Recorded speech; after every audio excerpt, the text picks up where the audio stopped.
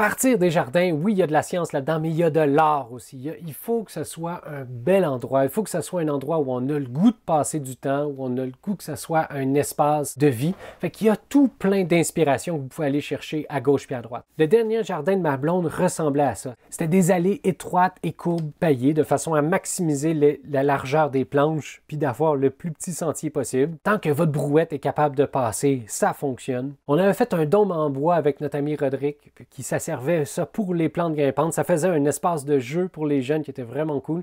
Puis une fois que les plantes avaient poussé, il y avait des fleurs qui attiraient des colibris à l'intérieur. À d'autres moments de la saison, il y avait des courges qui poussaient à l'intérieur. Il y avait tout plein, des haricots aussi, tout plein de plantes grimpantes qui poussaient là-dessus.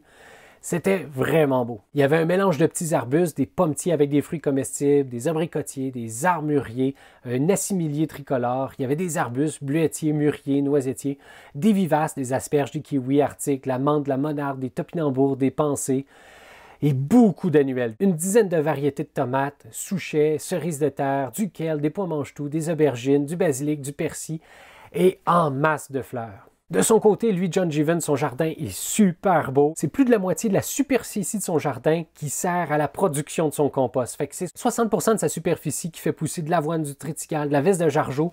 Il récolte ça pour mettre dans son compost. C'est à peu près le tiers de son jardin qui est là pour apporter des calories à lui, sa famille et à ceux à qui il vend ses légumes. Fait que ail, patates, bardane, panais, salsifis et compagnie. Et 10% pour ses vitamines et minéraux. Le chou tricolore, persil, céleri. Et ça produit en s'il vous plaît. Vous pouvez aller voir aussi le jardin de Patrice Fortier de la Société des plantes. Il y a un jardin formidable. Lui, il le décrit comme étant semi-sauvage et franchement, c'est vraiment beau. Yves Gagnon, de son côté, avec son jardin du Grand Portage, adore les jardins de style anglais et s'en est inspiré grandement pour créer son jardin écologique. Il est vraiment beau, on peut aller le visiter. Il est très généreux de ses connaissances. Il est formidable. Puis il est vraiment beau son espace où il a installé une petite mare, justement pour qu'il y ait beaucoup de biodiversité tout autour. Puis c'est l'un des meilleurs ajouts qu'il a fait dans son jardin, c'est de rajouter un coin d'eau.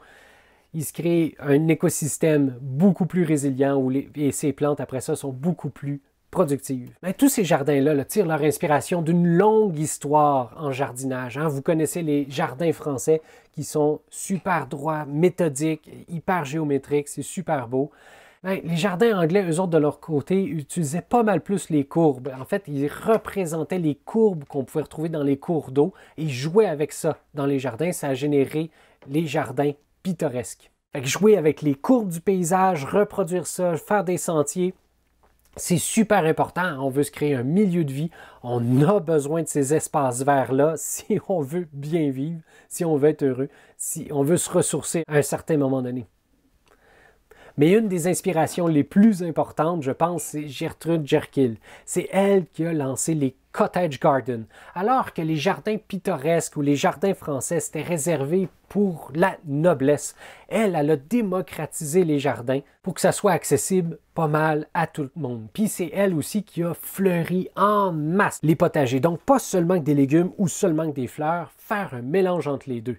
Fait que se promener dans ces courbes-là de jardins pittoresques avec tout plein de fleurs, accessible à tout le monde, on le doit beaucoup à Gertrude Jekyll. Fait qu'elle jumelait dans son jardin là, des plantes utiles et en masse de fleurs. Il y avait des fruitiers, des plantes médicinales, des herbes culinaires. Puis elle avait une formation de peintre. Fait qu'elle elle imaginait son jardin comme si elle peignait une peinture avec des plates-bandes larges et courbes. Fait que ça faisait des choses super belles. Il y a Vita Sackville-West aussi qui a marqué l'histoire des jardins avec son jardin du château de Sissinghurst. C'est vraiment impressionnant, c'est super beau, donc c'est très inspiré des cottage gardens, c'est très fleuri, il y a tout plein de plantes potagères aussi, mais surtout ce qu'il y a de nouveau, c'est que c'est des jardins dans un jardin. On rentre dans un espace puis on a l'impression qu'on est comme dans une chambre qui a été décorée d'une façon X avec tel type de fleurs, avec tel type de plantes, puis on a telle impression quand on rentre dans cette chambre-là. Puis quand on rentre dans une autre pièce dans le jardin, elle est décorée complètement différemment, puis on peut se promener de pièce en pièce. C'est tout plein de petits jardins avec des thèmes différents. Il y a son jardin de rose, il y a son jardin blanc.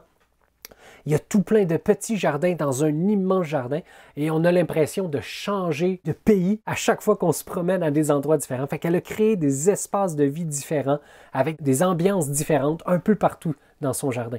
Et elle définissait les jardins anglais comme ça. C'est un maximum de formalité dans les structures. Bon, ben, il va y avoir telle courbe, il va y avoir telle structure, avec un minimum de formalité dans les plantations, en laissant toute la liberté aux plantes pour pousser comme elles veulent dans un endroit donné. Fait que nous, on s'est beaucoup inspiré des jardins anglais comme ça. Je trouve que c'est vraiment beau, c'est vraiment inspirant. Mais quand on se fait un jardin, c'est pas juste pour la nourriture, mais c'est aussi pour être bien là. C'est pour se faire un espace de vie. Hey, si vous avez la chance d'aller aux États-Unis, là, c'est à une journée de route d'ici, c'est à 1 heure de Philadelphie, le Longwood Gardens. C'est le jardin préféré de Larry Hodgson et ça en dit non. Ça fout la peine d'aller le voir. Là aussi, ils ont fait tout plein d'aménagements différents. Tu as l'impression de voyager dans le monde. Il y a des jardins asiatiques, des jardins de tel type, des jardins de tel autre type. Et c'est superbe. Hein, ça appartenait ça, initialement à M. Dupont, des entreprises Dupont. Il était richissime. Sauf que lui, au lieu de s'acheter un manoir, il a décidé de faire des jardins. Et dans son héritage, il a voulu que ces jardins-là soient accessibles à tout le monde. Tout le monde peut y aller.